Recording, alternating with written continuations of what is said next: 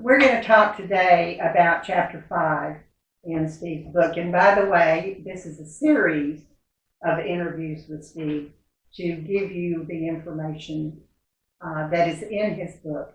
Then if you want more information than we're able to share here, then his book is on Amazon and you can pick it up. Or you could call him in person. The chapter name is a little confusing here to me. It says, can you pay your debt at 5 or 10 cents on the dollar? Now, everybody wants a bargain, but is that just pie in the sky, or does that really happen sometimes? Yes to both. What do I mean by that? Okay, what you're talking about is the offer in compromise. And what an offer in compromise is, quite simply, is taxpayer says, government, I can't pay this, or I don't think I owe it. So let's make a deal. I'll pay you so much if you forgive the rest. Well, sounds interesting, but here's the reality. It's based on a reasonable collections potential equation, which I know half my audience right now just other eyes, but hang with me. What the IRS is going to look at is all your assets. If you have a coin collection, if you have a retirement, if you have a house, if you own rental property, if you own stock, all of it. Are they going to want to take that first? They're going to want to look at it. So what happens is we list all the assets. Then we list the approved expenses. Those two are approved. If you live in a Bel Air mansion, you're probably not going to get the full value of that. Sorry. I can live in a cheaper house. Yep. What you're saying. If you lease a Lamborghini, the IRS is going to tell you to give up the lease. They give you, in many cases, a certain amount, depending on where you live, because it costs a lot more in New York City than it does in Atlanta, Georgia. Trust me, I've been both ways. And at the end of the day, assets minus acceptable expenses, it's got to be acceptable to them, shows what's left. Now, my job as the rep is to figure that out first. And then talk to you and say, okay, this is your debt. If we're making an offer, this is the probability of success. Nationwide, 44% are approved. We do better. But the reason is too many people just say, oh, I'll just do an offer because I saw that infomercial.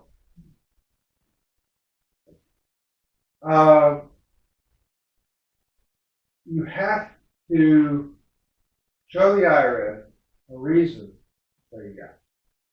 And the other thing you have to understand, the IRS has 10 years to collect tax debt from the date it's assessed. So your 2023 taxes are assessed formally in the spring of 24, so you file a return. Once they're assessed 10 years from that day, it's how long they have to collect if there's an outstanding balance. So, if we're in year 9, that is not the time to do an offer of compromise because it's going to extend that statute of limitation for as long as it takes for them to decide yes or no. They can take 2 years. So that 10 years could become 12. So what we want to do is make sure it makes sense to make the offer. Oh, and by the way, you're not off scot-free. If they accept your offer and compromise, you have to be a perfect taxpayer for the next 5 years. That means you file your tax returns on time. If you're a business owner, you send in your quarterlies. You do everything by the book for 5 years, or they can reinstate the debt. And you're right back at square one. Brand new statute of limitations. Wow. Well, now, Steve, you make it sound really complicated here. One of it is. Well, what is this every time I get in my car lately, I hear this commercial about, I don't remember the name of the company, but it's a Doesn't matter. commercial about, if you have tax problems, we can fix them, we can get it reduced significantly. I mean, it just goes on, and we will do it in a timely manner, and it's like, oh, if I just call these guys, they can fix it next week. Timely manner. Let me tell you what timely manner is to the IRS. They're offering compromise. Oh, they don't make it sound like that. Now, I know. They can take up to 2 weeks from the day they get it. From the day they get the packet, which if done properly is about this high. So they get this packet. They can take 2 years to dig in, and they can say no, and then you have to go to appeals if you still want to pursue it, which can extend it further. And all the while, your statute of limitations is locked. They call it tolled, but just think of it as locked. Right. And then it starts moving again once they say yes or no. And as for these companies, it sounds great, but I'm sure you've heard the old adage, it sounds too good to be true. It is. Yeah. It really applies. Some people they can help. There's no question. The problem is that you get pulled into this, oh, they're going to solve it. The IRS lists OIC mills as the number 5 biggest scam on their list of top 10. Really? Yeah. Because it's easy for me to say, look, give me $10,000 and I'll do this OIC, which will make everything go away. I can't quite guarantee it'll go away. And then it doesn't. So I'll give you $10,000. You're going to try to fix it. Yeah. But Well, you might not fix it. Right. So I don't work that way. Here's how I would look at the situation. You come to me and you say, you know what? I heard this infomercial. It says you can get pennies on the dollar. I said, okay. First thing we have to do is an in-depth study of your finances. It's very detailed. I'm going to be looking at every corner of the financial life. And then Because that's what they're going to do. exactly right. And then I'm going to come back after we've looked at all your assets and all your legitimate expenses, ignore the ones that we can't put in, credit cards. Say, okay, your reasonable collection potential, according to this process, is you're a full pay. Now, does that mean that's the end of the day? Maybe not.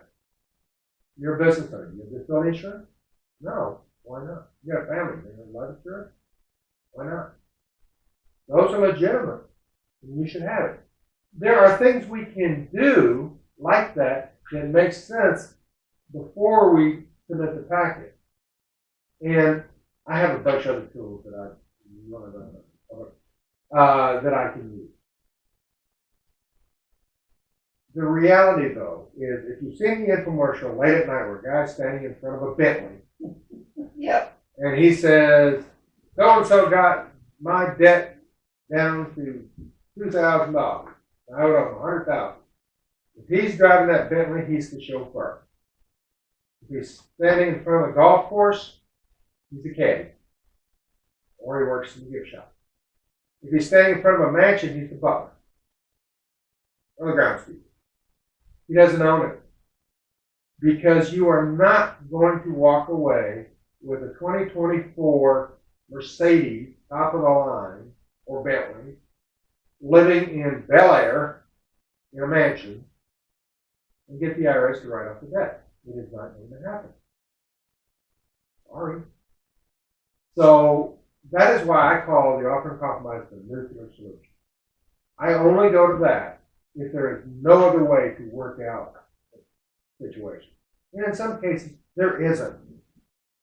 There are some cases where, because of what's transpired, because of the age of the debt, this is the only way to go forward.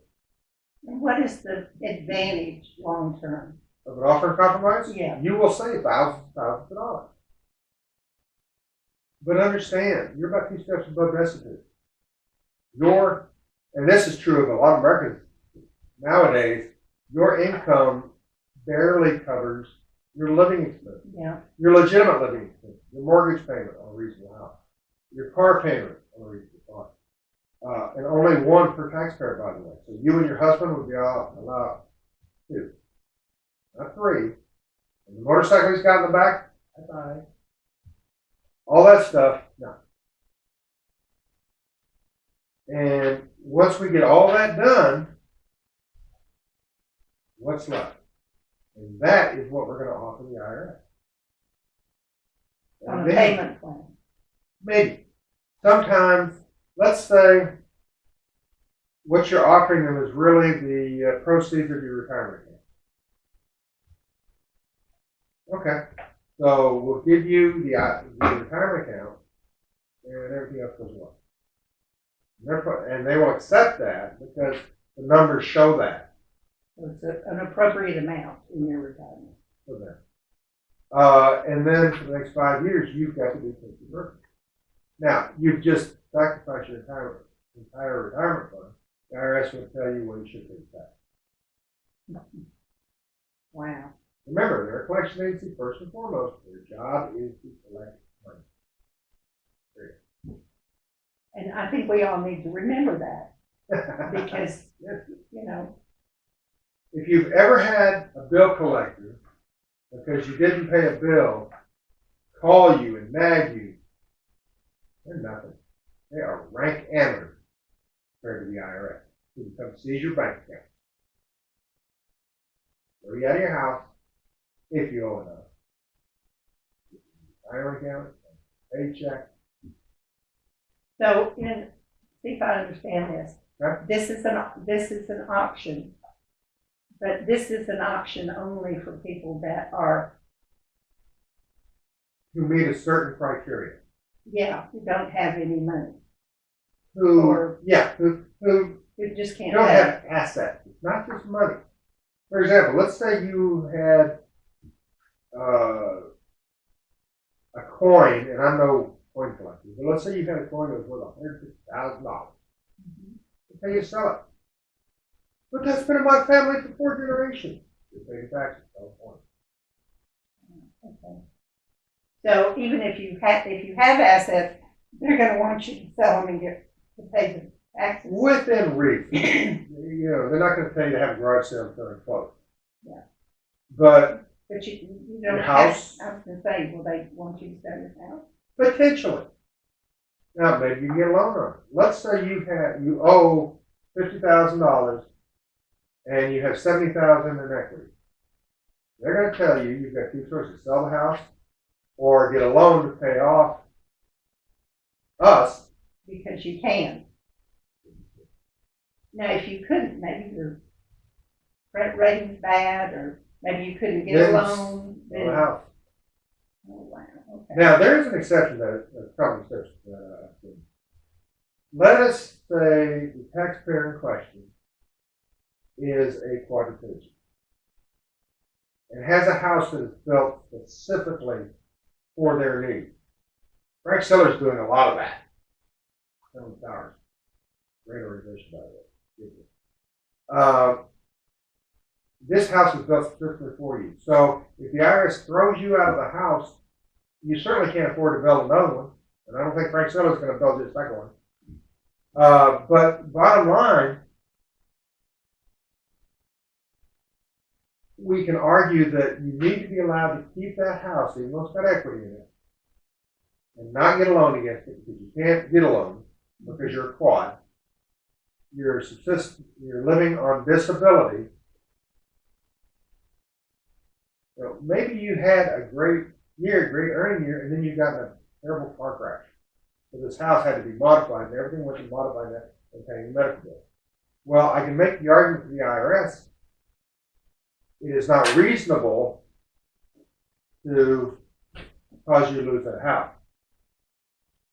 I'll have to go to appeal, and maybe some other actions involved. But the reality is, there are exceptions to our rule. But most of the time, if you've got equity in a house, I want you to either get a loan or sell it. well, None of this was good news. But it is, Lorraine, Is it? because I've just saved whoever follows my advice from giving $10,000 to a company that probably won't help them. And there are other solutions. There's life after the IRS. But what we need to do is attack the problem in the best possible way. I'm an old Army guy. And I will guarantee you that assaulting the hill head on was not our preferred approach to taking a hill. We'd much rather come around the side, like them. With an IRS problem, we look at the problem, look how much, for example, let's say you owe $25,000 to the IRS. They're pounding on you. You really can't pay it, but you have equity in the house. What do we do now? Let's take it a step further and say you've got 3 years left on statute of limitations. So it's been 7 years of this. You come to me. Okay. I put you in something called currently non-collectible status. I get the IRS to accept that. A couple of years later, they come back and look, and we extend the C&C again. In the 10 years. And we have done this, where we got somebody currently non-collectible, got past the 10 years, and then it just says, you know what? That's it. Falls off the books. 10 years, it falls off the books. But notice the difference. The offer and compromise stops statute of limitations. Other approaches do not. Okay. So it's all in knowing all of those details you just gave. So if somebody needs help with the IRS, you're their man. That's it. All right. Thank you so much, Steve. This was excellent. And as usual, I learned a lot, and I hope that our viewers do. Thanks for watching. If you found this information helpful, don't forget to like, comment, and share this video. And make sure to subscribe for more great tax tips and strategies from Steve Perry and Books, Taxes, and more. Visit our website at bookstaxesatl.com for more resources. See you in the next video.